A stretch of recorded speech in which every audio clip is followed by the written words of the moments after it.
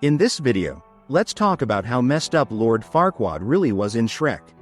He's honestly one of the most uniquely twisted and sociopathic villains in the entire franchise because almost everything about his personality is built around cowardice, extreme vanity, and a complete disregard for other people's lives. Some of you may die, but it's a sacrifice I am willing to make. He doesn't try to hide how selfish he is.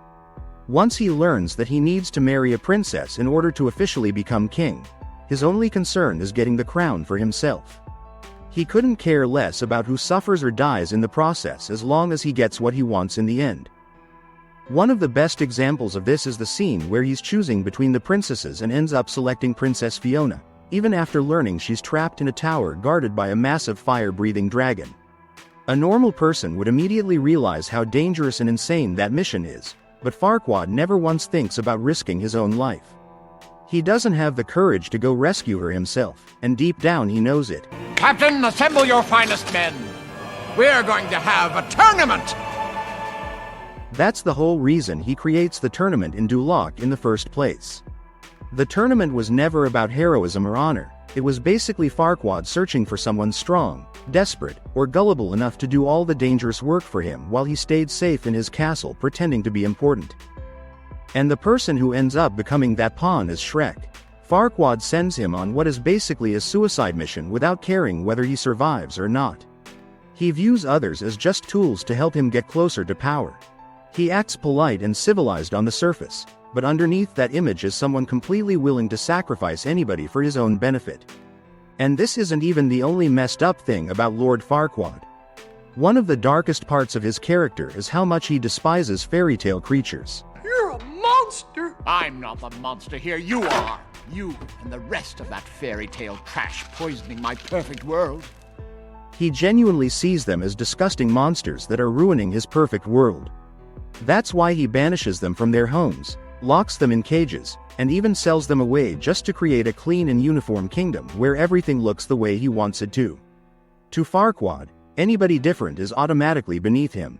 It's honestly disturbing when you realize how far his prejudice goes throughout the movie. Oh, it's disgusting! What makes him even worse is that there's really nobody he truly cares about besides himself.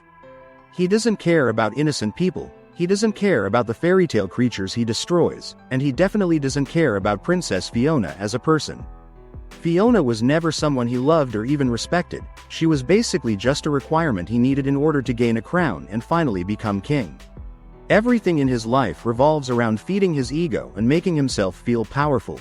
We see the full extent of his cruelty during the wedding scene when Fiona transforms into an ogre in front of everyone. Instead of simply ending the marriage and walking away, Farquaad immediately shows his true colors.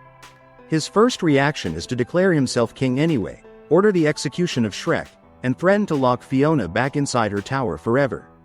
That moment proves he was never searching for love, happiness, or even companionship. He wanted control, he wanted authority over everyone around him. And the second things stopped fitting his fantasy, he became completely ruthless.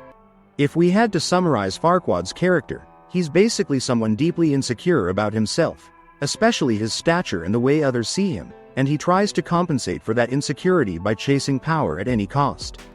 Becoming king was his way of forcing the world to respect him, even if it meant hurting countless people along the way. But in the end, his obsession with power and control completely backfires on him, and he ends up being devoured by the very dragon he was too cowardly to face himself.